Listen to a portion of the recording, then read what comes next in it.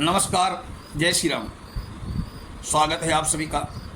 आज विश्लेषण करेंगे जन्म कुंडली के 12 भावों में विभिन्न ग्रहों का फलादेश क्या होता है। पिछले वीडियो में प्रसंग था बुध का प्रथम से छठे भाव तक का विश्लेषण। अब 7वें भाव। जन्म कुंडली में बुध 7वें भाव में हो तो जातक सुंदर, विद्वान, चतुर, धनी, लेखक, संपादक, सुखी, धर्मवीरु, दीर्घायु किंतु आत्म पौरुष अल्प पौरुष वाला होता है। इस सप्तमेश सुदृढ़ न हो तो जातक को शीघ्र स्खलन की शिकायत रहती। लाल किताब के अनुसार 7वां बुध विवाह में झगड़े, शीघ्र स्खलन किंतु धन संचय कराने वाली सहयोगी पत्नी देता है। यदि पत्नी कर्कश बोलने वाली, प्रायः पुरुषोचित आकृति वाली होती है। ऐसा जातक यदि लेखक हो तो जीवन अधिक संकटों से गुजरता है, किंतु दुनिया के लिए ऐसा आदमी बहुत काम का होता है। स्त्री जातकों में 7वां बुध स्वयं उसके लिए खराब नहीं होता। भले ही बुद्धि तीव्र न हो परंतु उसकी शान और सुख अच्छे रहते हैं। स्त्री जातक की कुंडली में 7वां बुध यदि पाप प्रभाव में हो, सप्तमेश बली हो न हो तो जातक की तलाक भी करा सकता है। अष्टम भाव का बुध यदि जन्म कुंडली में 8वें भाव में बुध हो तो जातक दीर्घायु, अभिमानी, समाज और सरकार के से सम्मान पाने वाला, वक्ता, विरासत के धन को पाने वाला, पैतृक संपत्ति से धनी किंतु मानसिक रूप से दुखी होता है, क्योंकि उसे रोग, परेशानियां, गुप्त नुकसान, धन की बर्बादी आदि झेलने को सहन करना पड़ता है। यदि इसके साथ इस भाव में पुरुष ग्रह हो तो या इसकी युति हो तो 12वें भाव में मंगल हो तो बाद में कही गई परेशानियों से काफ़ी हद तक बचाव हो सकता है। लाल किताब के अनुसार ऐसा जातक अतिथियों की सेवा करने वाला, राज्य से कृपा और ख्याति प्राप्त करने वाला, राज्य के उच्च अधिकारी, गुप्त विद्या, अध्यात्म में दखल रखने वाला होता है, किंतु साझे के व्यापार करे तो उसके साथ धोखा होता है। उच्च का बुध हो तो शुभ प्रभाव में हो तो अकस्मात धन लाभ का योग बनता है, किंतु पाप प्रभाव का बुध हो तो अतिसंभोग कारण जातक की मृत्यु तक हो सकती है। स्त्री जातक का बुध हो तो दिमागी खराबी के कारण उसकी मृत्यु हो सकती है।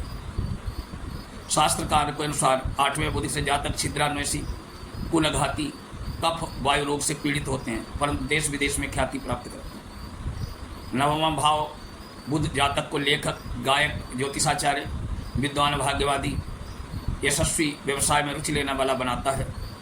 जातक सच्चरित्र होता है किंतु संदेही स्वभाव का भी होता है। यश, मान, कीर्ति, धन, स्त्री, पुत्र, विद्वानों का संग उसे मिलता है, परंतु भाग्य की स्थिति डामाडोल होती है। जातक कुल रीतियों का पोषक होता है। प्रायः देखा गया है कुंडली में चंद्र, गुरु, केतु की स्थिति हो तो जातक नवमस्त बुध पूर्ण शुभ प्रभाव देता है, अन्यथा जातक शक्की, बहमी और मनहूस भी हो सकता है। लाल किताब के अनुसार बुध पाप प्रभाव में हो, राशि दृष्टि युक्ति द्वारा हो तो जातक के पिता के लिए कष्टकारी होता है, पिता की मृत्यु भी संभव होती है। भाग्य साथ नहीं देता, जातक ब्राह्मण और गुरु देवता से द्वेष रखता है। वायु तत्व राशि का बुध विवाह हो उपरांत भाग्योदय कराता है, नौकरी और व्यवसाय में प्रगति देता है। जल तत्व राशि में जातक तो सरकारी नौकरी में क्लर्क बनता है। पृथ्वी तत्व राशि में प्राइवेट नौकरी कराता है। अग्नि तत्व राशियों में बुध बैंक कर्मी, सीए, शिक्षक, ज्योतिषी बनाता है। 10वां भाव बुध तो जातक वाक्पटु, चतुर, भाग्यवादी, लोकप्रिय, सम्मानित, विद्वान, जमींदार, माता पिता का आज्ञाकारी बनाता है। ऐसा जातक प्रसन्न चित्त रहता है, पैतृक संपत्ति प्राप्त करता है। नौकरी करे तो नम्र स्वभाव का कुशल प्रशासक बनता है। निम्न स्तर से आकर संघर्ष करके उच्च पद पर जाता है। सत्यवादी और छल कपट से दूर रहता है।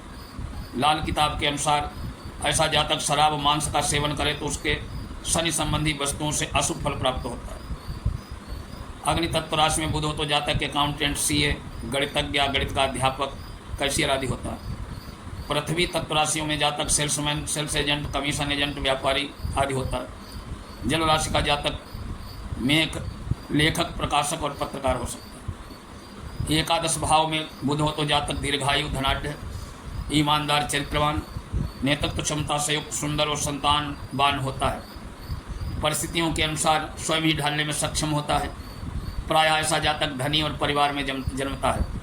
यदि बुध अशुभ न हो तो 34 वर्ष की आयु के बाद जातक हर प्रकार से सुखी, धन सुविधाएं भोगने वाला बन जाता है। बुध अशुभ हो तो मूर्खतापूर्ण निर्णय, और मूर्खतापूर्ण कार्यों में धन बर्बाद करता है। लाल किताब के अनुसार ऐसा जातक चतुर, चालाक, परिस्थितियों को भांप लेने में सक्षम, धनी होता है। नौकरी करे तो योग्यता अनुसार सफलता नहीं मिलती। पृथ्वी राशि का बुध हो तो शिल्प कला, चित्रकारी, स्वतंत्र कार्य में अच्छा लाभ मिलता है। वायु तत्व राशि का बुध गणितज्ञ और शिक्षक बनाता है। जल तत्व का बुध स्वतंत्र व्यापार की प्रवृत्ति देता है। जातक स्वयं को स्वतंत्र व्यापार का लाभ भी मिलता है। लेखन और संपादन कार्यों में भी सफल होने की संभावना। 11वें भाव में बुध न हो तो धन कहाँ से आए? सुंदरता कैसे है? मनुष्यगण कैसे है? कन्या के विवाह योग्य धन कहाँ से आए? ब्राह्मणों को दान देने के लिए धन कहाँ से आएगा? यानी इन सब कार्यों के लिए 11वां बुध समर्थ बनाता है। जातक धनाढ़ है, सुंदर, ऋण रहित, अच्छा दहेज देकर धूमधाम से विवाह कराकर दानी होता है।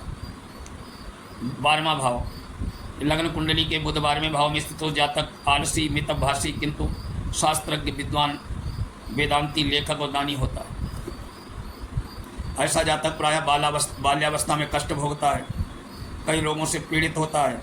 जीवन के आरंभिक वर्षों में जीविका के लिए जातक को कड़ी मेहनत करने पर भी योग्यता अनुसार धन नहीं मिलता है। साझे के व्यापार करे तो धोखा होता है। गुप्त शत्रु अधिक होते हैं, तथापि अध्यात्म में विशेष रुचि होती है। लाल किताब के अनुसार 12वें बुध का जातक को बहुत नेक, लंबा और अच्छा जीवन जीता है।